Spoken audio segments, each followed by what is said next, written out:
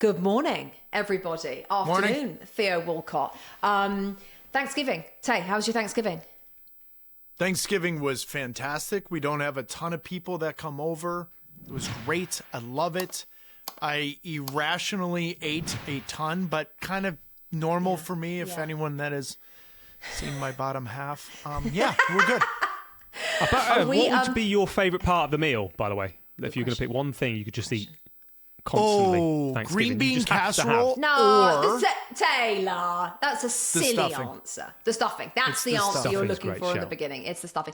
But here's the thing, Theo. The stuffing that we had is nice, right? It's nice, don't get me wrong. But Theo, you know in England, the Paxo, sage and onion, blue box, just absolute bog stand. Yeah, I've requested my mum, when I see her a couple of weeks, to bring me a box of that for Christmas dinner. Because as much as I do like American stuffing, I got to tell you, sage and onion, Paxo out of the box is the way forward. Yeah. So Can I tell a quick No, correct. 20-second story that you two are Go. going to appreciate? Okay, I was born in Minnesota. Minnesota Kicks. My father was playing the NASL. Freddie Goodwin was his manager, English manager. The entire team was English. My mom was taught her dressing from the English wives on the team when she was 19 years old. So that box and that description of the English stuffing, Rebecca, I literally know exactly what you're talking about. And my mom gave that recipe to my missus. So now there is, Rebecca missus. would enjoy my stuffing at our house versus the American. Also, we stuff the bird with the stuffing. Yes, get it, stuff that turkey right in there for sure. Yes, greased up. Let's go. They look like champions. Chelsea are definitely a problem for Arsenal this year. But how can you win the title if you've had 6 sendings off in all competitions?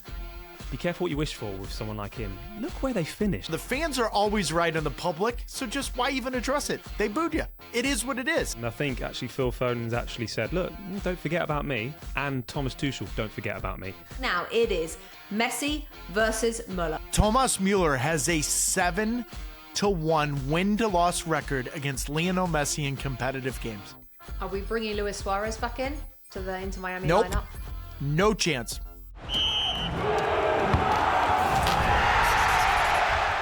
Okay, Chelsea 1, Arsenal 1 is our first story of this podcast, guys. And you know what? We've spent the last flipping, I don't know how many weeks talking about Arsenal. First up, we're going to talk about Chelsea. Because, Theo, sorry, I'm going to make you talk about Chelsea. They were impressive. Yes, they lost Moises Caicedo, which is a whole nother issue, and we'll talk about their discipline in a second. But they were impressive. Are they real title contenders? Yes, I think they are. However, I do feel the disciplinary problem is a big problem. Like Arsenal last year, they drew too many games and they had too many red cards as well. They had people that were kicking the ball away and obviously had suspensions. Caicedo will be a massive miss for them. However, I do see them as title challengers. I think being at the game, watching it, they really... I've never seen Arsenal be so vulnerable, and I think the fact they were missing their centre-arse was a big factor, and I think they played into that really well, Chelsea. I think they really focused on the weaknesses that Arsenal really developed. They caused so many mistakes of Arsenal. That was definitely not normal. But I do really feel at this moment in time, Chelsea are a reflection of Arsenal a couple of years ago. However, having saying that, they've got a really strong base. And when I think of the base, I think of the fans. The whole place was rocking. When And it isn't always Chelsea rocking scored, there. it was, but to the fact that they're going to have to get the building inspector over at some point because the stadium might even... I was thinking this place is going to fall down. That's how loud it was.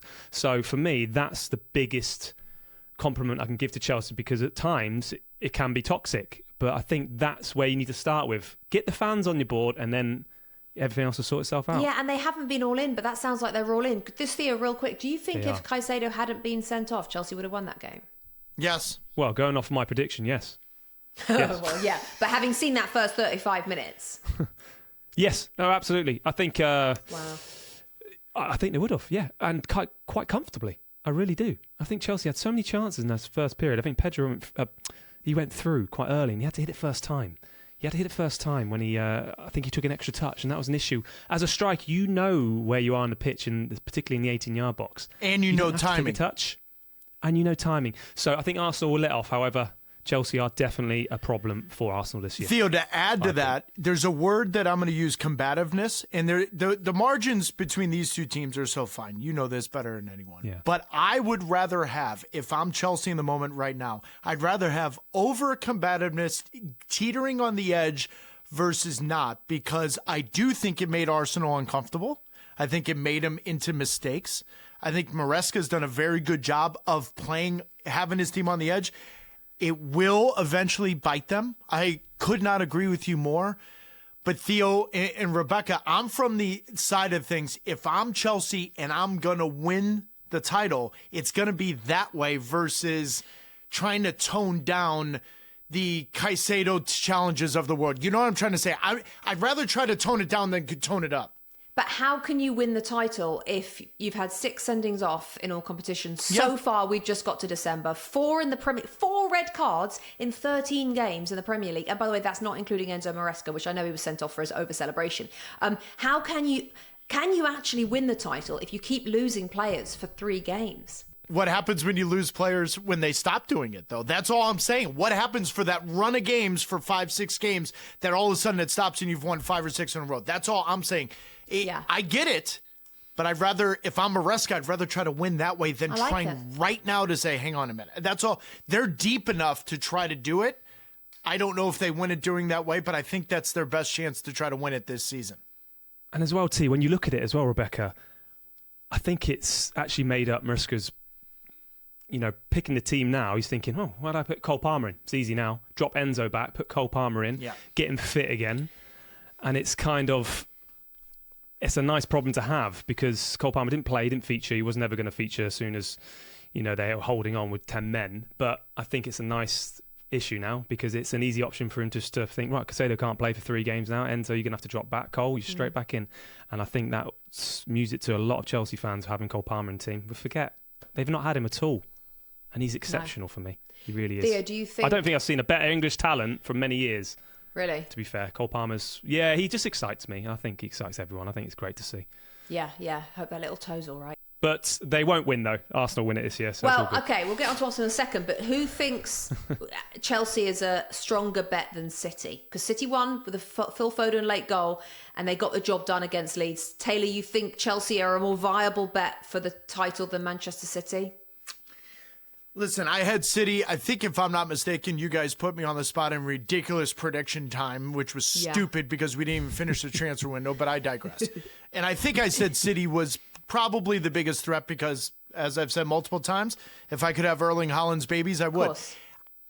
They rely so much on Erling Haaland. So, yeah, Phil Foden, game winner, all that. I just think, as a whole, I think Chelsea's more of a threat. I just do, because I think it's more of a complete picture.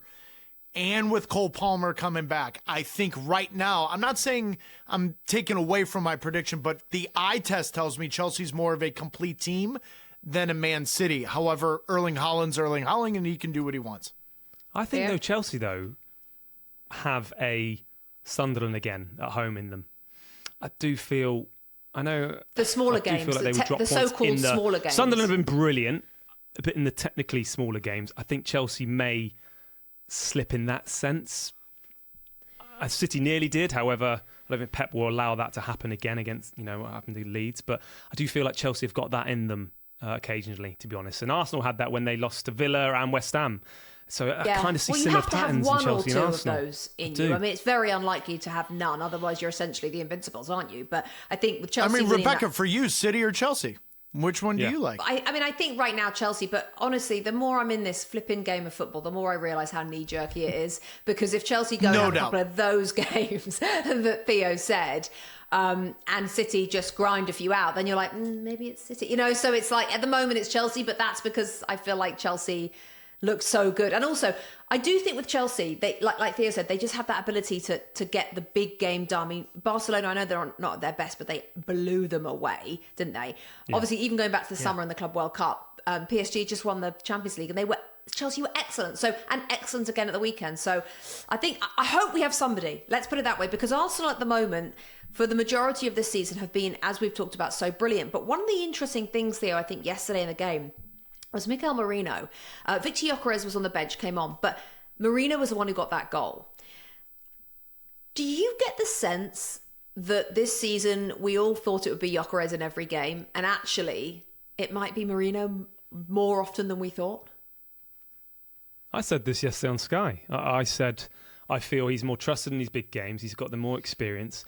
If Kai Havertz was fit as well, firing, I think that would be another. I think he would be the one in the big games. Just something about Kai Havertz. Yeah, I do, but he's obviously not going to be fit enough, and I don't think you can really expect anything of him this year, Kai Havertz. However, Mourinho is just coming up with some big moments in the big occasion against the biggest teams. Look at Newcastle away. He's always constantly played that role. Like, he surprising me constantly, and I think it works. And I think Gyökeres is more of a battering ram when it comes to it in those fixtures to really be a game changer in that sense. I think coming off the bench kind of suits him well in those games, personally. And I think Mikel loves people he can trust in the group, and he's one who just never, I don't think, lets him down. I don't know what you think, T, but I just see him now, the way he's changed Kai Havertz into a number 9 or 10, whatever you want to call it. A 9, sorry. He's changed Mourinho into a forward now. I don't really see him being a midfield player anymore. That's not his first position. No, I don't think you can. I don't think you can now, especially with the way his, I think, reactions are. He reacts almost as a 9. You know what I'm saying? When the ball turns over and certain things like that. Listen, we can talk about whoever's going to score goals for Arsenal. Defensively, they still, for me, are the team that looks most sure of themselves. You guys, what have they given up, Rebecca? 6 goals? I think 7. 7? I think now, yeah. Right, 6 or 7. 6, 7. So sorry. No. I know. I was hoping we'd get through that. I thought we got through that. Okay, carry on. You know what I'm saying, though? Like, truly, if it is Gyökeres, if it is Marie, I get all of it, but defensively, they just look so good. They look like champions in that end of the park. That just tells you that's what it looks like if you're going to win the title. That's what it looks like. Okay. However, he needs his 2 back pretty soon, though. Yeah, guys. William He Saliba, does. Gabriel not till the new year. William Saliba just got a knock in training, so hopefully the knock isn't too bad. Let's talk about their North London counterparts, because Tottenham Hotspur, don't smile, Theo, are in a little bit of a pickle, aren't they? It's Tottenham 1, Fulham 2 at the weekend, and one of the big stories to come out of it, one of quite a few, other than the fact they've won 1 in 7 at home, you can remove your hand from your mouth, Theo, is the... I'm not smiling. Treatment of the fans during that game. So Vicario made that error for the first Fulham goal. I mean, what on earth he was doing. And I think what made it more frustrating for anyone who's seen it, or if you haven't, have a little look back, was he comes right out to the touchline and then tries to play a ball up the line, which was a terrible ball, then jogs. He doesn't even sprint back to his goal. He is miles out. He just jogs while sort of like looking back, kind of like, oh, it's, you know, almost as though he's trying to convince himself that his ball was okay to be innocent. And then when Harry Wilson scores, did I just call him a geezer? Brilliant when finish. Harry Wilson scored that absolute beauty, Kind of is. he then starts blaming everybody else. So then they were booing him during the game. And afterwards, Thomas Frank came out and said, you're not a true Tottenham fan if you boo your own player. He said, I don't mind boos at the end. By the way, they were booed at half-time. They were booed at full-time. I think they've had more boos this season than flipping Taylor's had plates of stuffing, to be quite honest. So I'm wondering where you stand, Taylor, on a manager coming out and going head-to-head with the fans. Whether you agree with the fans or not, I don't know if that ends well. No, it doesn't end well. But on the other hand, you're asking me as an ex-player in this moment. I want my manager always defending the players no matter what. And I get that. However, you guys, I don't know the numbers. Tottenham have been really bad at home. 1 win and in 7 they've been bad at home for a while. So my argument to Thomas would be, sure, but they're the paying customer, and we have been absolute shite in front of our fans. So in fairness to them, I'd say, yeah, okay. Like, I don't know. I'm the worst guy to ask, because I kind of would be like, I'd raise my hand and be like, I'm sorry. We have not been good enough in front of you. It doesn't end well, but I've always been a believer. The fans are always right in the public. So just why even address it? They booed you. It is what it is. I'd also argue the fans do have some level of accountability to recognize, as you said, Rebecca, perfectly, the player's barely reacting. He's not getting it. Like, they're the paying customer. You're not putting on a show, Theo, in front of your home fans. They have every right to voice their displeasure in the moment, in my opinion, because Tottenham have been really bad at home. as a player, you just can't control outside noise. Like, as soon as you start doing that, you're not focused on your job anyway if you're too worried about thinking of excuses. And I've been in a lot of dressing rooms at times when you're constantly blaming something else, but actually looking at yourself thinking, well, actually, have I done this? Have I done my job? Maybe not. And a lot of players would point out fingers and point at each other. They would. And I'll tell you right now, being a young, inexperienced team, they'll be doing that. They will be doing that. However, don't address... You just got to get the fans on. You just got to kind of not... Like T says, don't even mention it. It doesn't even... It shouldn't. Well, Vicario said afterwards he's big enough and ugly enough to deal with the boos. I think there's a difference, isn't there, between being booed off at half-time and being booed off at full-time, and then booing your own player during a game and sort of jeering him when he actually did complete a pass. I mean, to play devil's advocate for a second, it's not massively helpful, is it?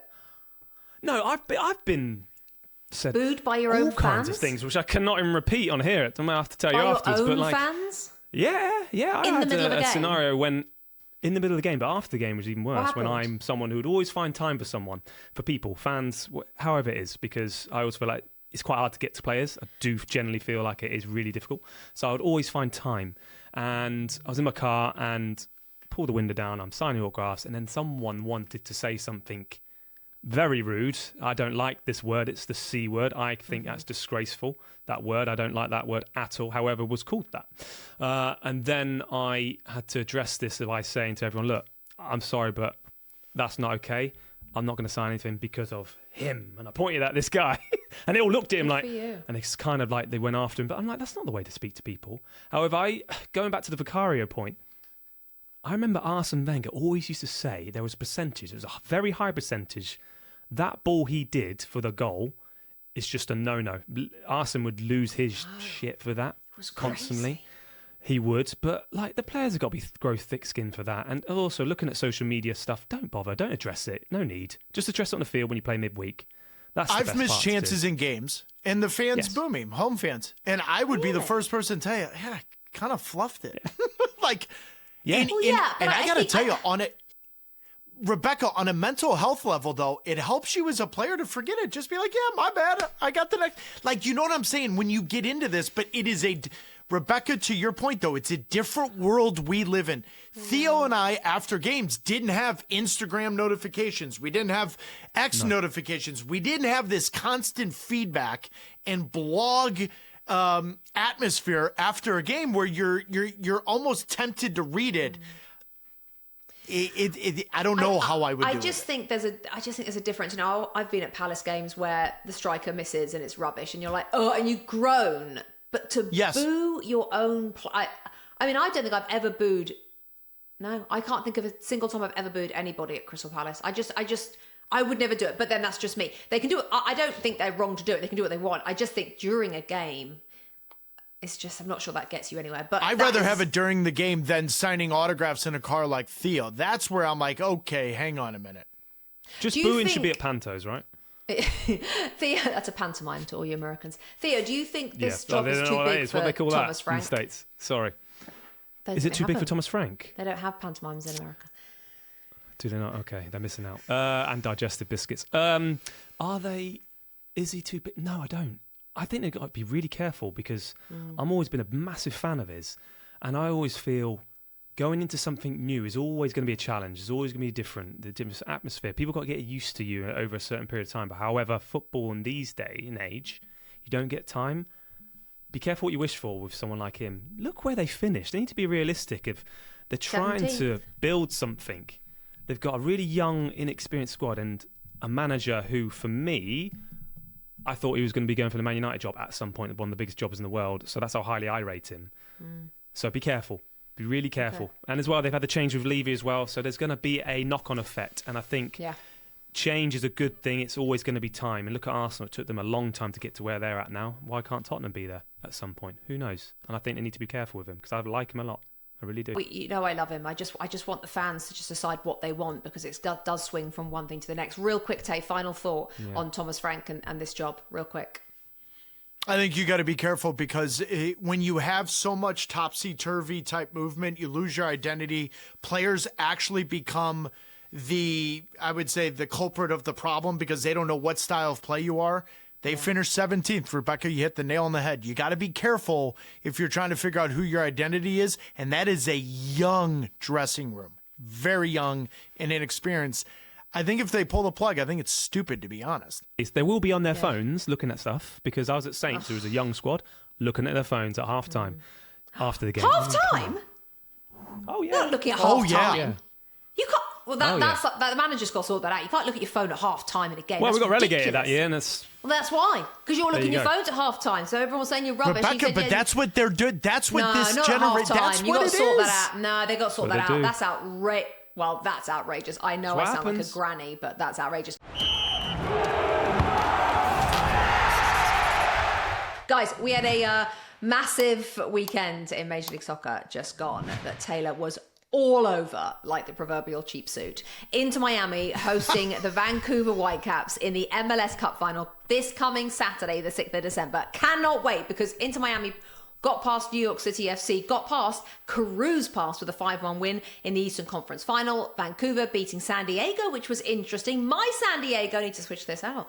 3-1 to clinch the Western Conference Final. So now it is Messi versus Muller, 2 World Cup winners meeting in the biggest game of the season. You must be licking those lips, Taylor Twellman.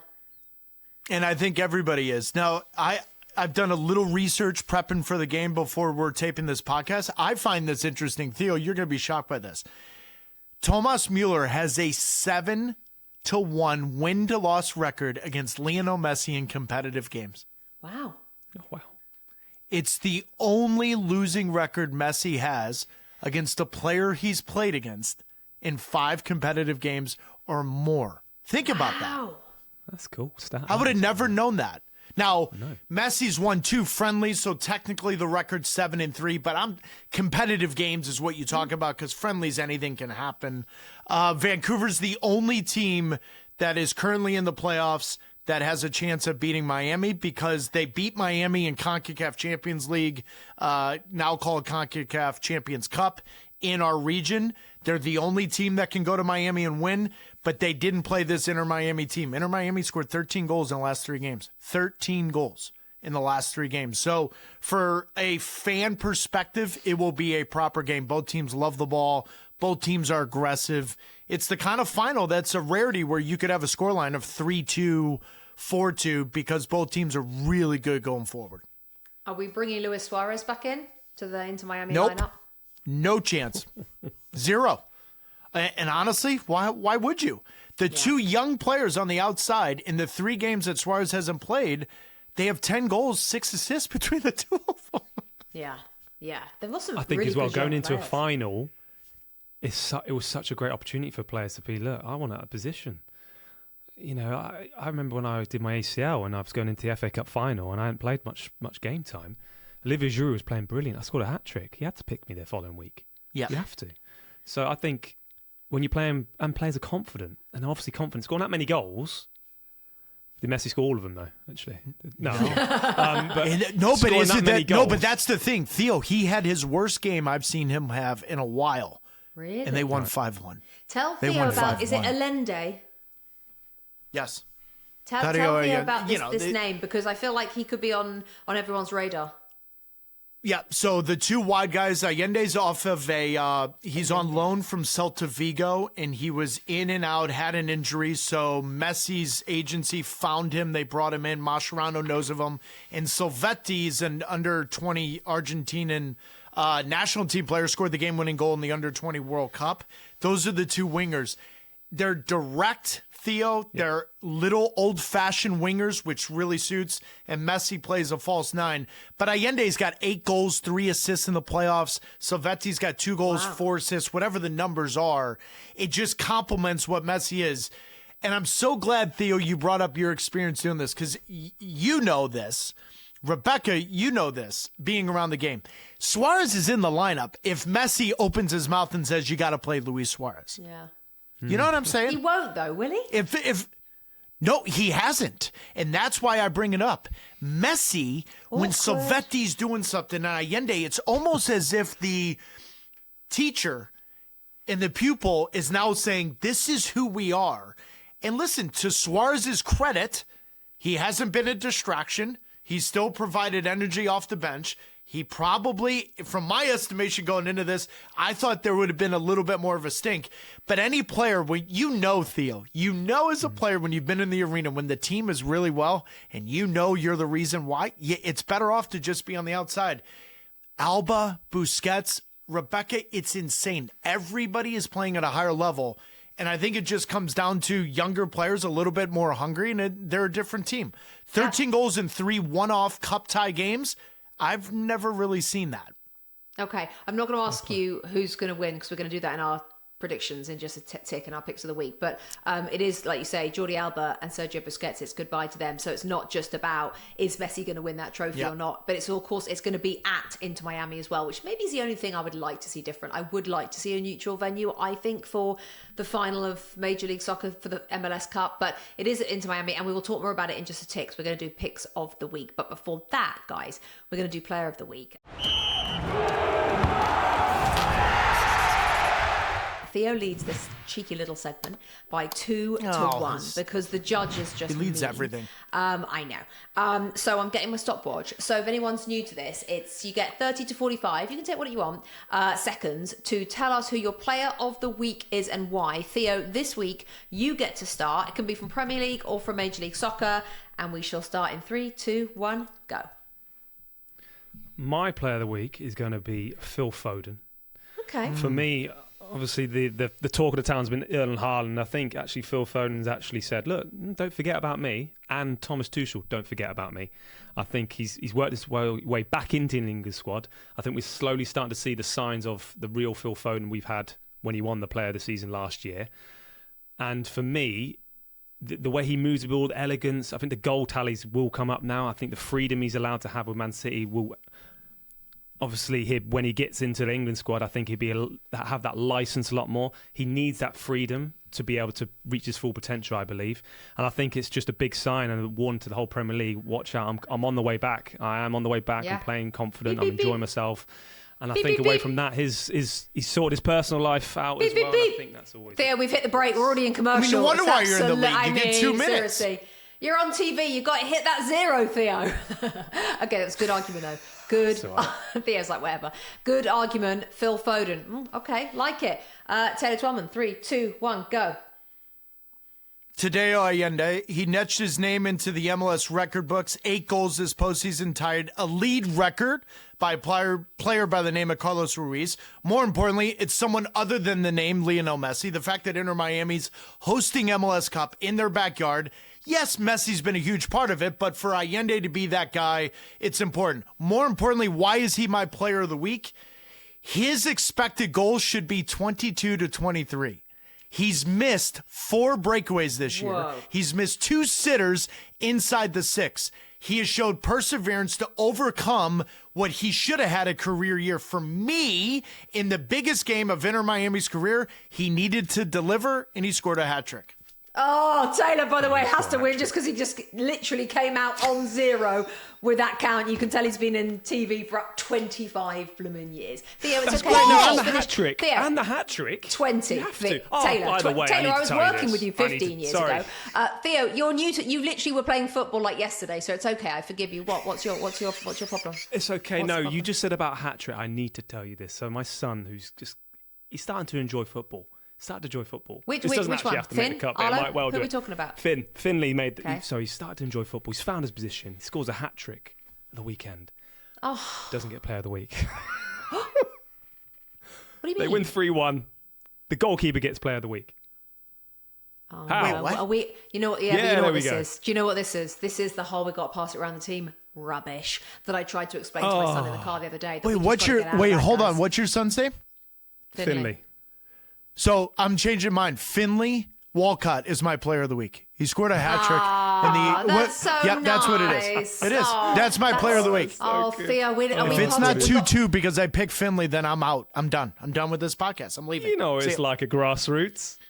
By the way, goalies should never be players of the week. They're not even players. We don't invite them to lunch. We don't invite them to dinner. Who invites goalies? He What are we literally doing? conceded a goal as well. Quite literally, it was 3-1. Yes!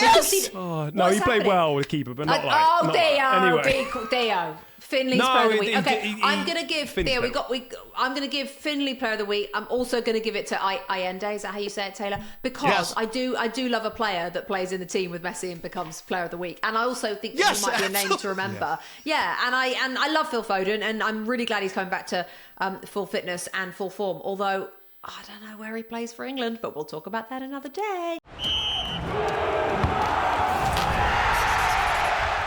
Okay, picks of the week. We've got to be real quick here, boys, because Theo's... I'm not even going to... Okay, I will. Theo's got a 10-point lead over Taylor, and then I'm somewhere in third position.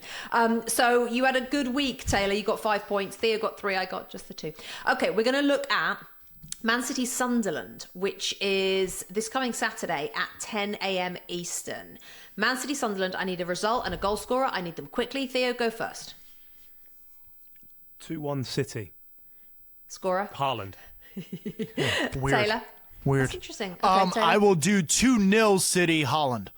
And I think Sunderland are going to get a point. So I'm going to do 1-1 Haaland as well. God right, bless Leeds you. United, God bless you for sticking to your guns, Rebecca. Just till I die. Till I die. Leeds United Liverpool, which is on Saturday at 12:30 Eastern. That's the big game on NBC. Taylor, you go first. Leeds Liverpool. Because of course I will Liverpool coming take off the back of that win. Liverpool 2-0, and I'll take Isak with his second goal in the Premier League. Yeah, well done, Alexander Isak, scoring his first goal in the Premier League for Liverpool at the weekend as they went to West Ham and won, despite Lucas Paquetá's best efforts to basically have the game abandoned. We won't talk about that today. Theo? I like 2-0. I had that. This went straight over I'll Theo's go head. So different. just do it, you loser. I'll do 2-0, but I'll go different goal scorer. I'll go 2-0, and I will go for Ekatike. You Szoboszlai. didn't say Salah? Oh, Szoboszlai. Okay. So obviously Mo Yeah, Salah Salah was doesn't- dropped yeah. for the last game, but they also have midweek games, which of Szoboszlai. course we don't know the And they won. Sorry, no, result right Gakpo. I'm now. going Gakpo. Changing Oh, my mind. Gakpo. Gakpo. Okay, he got a goal, didn't he, at the weekend as Apologies. well? So Cody Gakpo. I think Leeds will score because I'm not sure about that Liverpool back line. Konate is a huge problem. 2-1 Liverpool, and I'm going to go with Mo flipping Salah because I think he'll play some part of the game. Okay, then the big one, MLS Cup, Saturday, 2:30 p.m. Eastern. Taylor Twellman will be on the call. Give us your result, your score, and your scorer. Let's go. I think it's one of the most exciting finals we've had in league history for a long time. I like Miami 3-2. And shocking, I'll take Messi. Theo? 0-0. I will go for 3-1 into Miami, Messi. All right, and why not? I'm going to go for... I think they're going to have a day. I'm going to go 4-1 Messi, and I'm going to do a Messi hat-trick, and if I get it, I get 10 points. Okay, I'm just going to put that little rule I'm in fine there with right that. now. Thanks, I'm fine with appreciate that. it, 'cause Absolutely. that would Love that still rule. have Just me make in it the... up as you go. No, That it's would cool. still have me in the relegation zone. Question of the week, we're going to finish very quickly for, guys. This one is interesting. After Lucas Paquetá talked himself into a sending off, 2 yellow cards for dissent, both within the same flipping minute. Very quickly, what is the craziest thing you've seen someone sent off for? Theo. Taylor, you go first. I'll take it right Taylor. now. Clint Yeah, yeah. Dempsey took the referee yellow card and ripped it in half in the middle of the game. That's amazing. When? And if you haven't seen it, for those of you, it could have been a yellow card. I'm getting this a little, or the referee book. Either way, he took it from him, and I think he ripped it in Major League Soccer? in a U.S. Open Cup, in our FA Cup. Yeah, it was a U.S. Open Cup. That's Yeah. incredible. That is blooming Yeah, I'm not going to lie to you. It was incredible. pretty cool to see.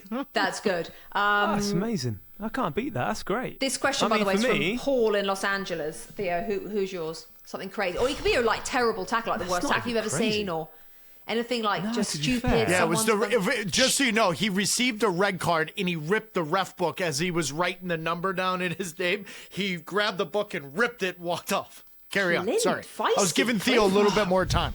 Yeah, No, it's all good. To be fair, I always used to remember Arsene Wenger when he got sent off at Old Trafford. Oh, on And top it of was the just- thing. I think he was kicking a bottle, wasn't it? Also, Oh, and then he stood and on he had to top. go It just stand. Do you always remember? sits with me. Yeah, one of the and I great just felt images of the it Premier just League. looked quite stupid there. He did. Bless his heart. He did. That was one of the images at the best time when Arsenal Man United were doing what Arsenal Man United did. Wenger getting sent off and then he did his French like gesture like here, I can stand here and kick in the water. I mean, it was just absolutely brilliant. Or Van Persie at the Nou Camp when he kicked the ball away, maybe. That one. Oh yeah, that was silly. That was Because silly. that was, I look back at that now and think, actually, you're left-footed and you're gifted left-footed. You would have brought that back on your left foot and shot. So I think deep down he knows he made a mistake. Yeah, Lucas Paquetá's got some. He's got some apologising to do, hasn't he? Because he really put them in a bad position, and he took to social media afterwards and made his feelings clear. Go check those comments out because I think they might get him in trouble. Theo, Taylor, what an absolute joy it always is to see you. Thank you for this week's episode. Don't forget, subscribe, comment, like, do everything you have to do. Spotify, Apple, YouTube, that's where you can find us. It's Called Soccer is done and dusted for another week. Bye guys, see you next week.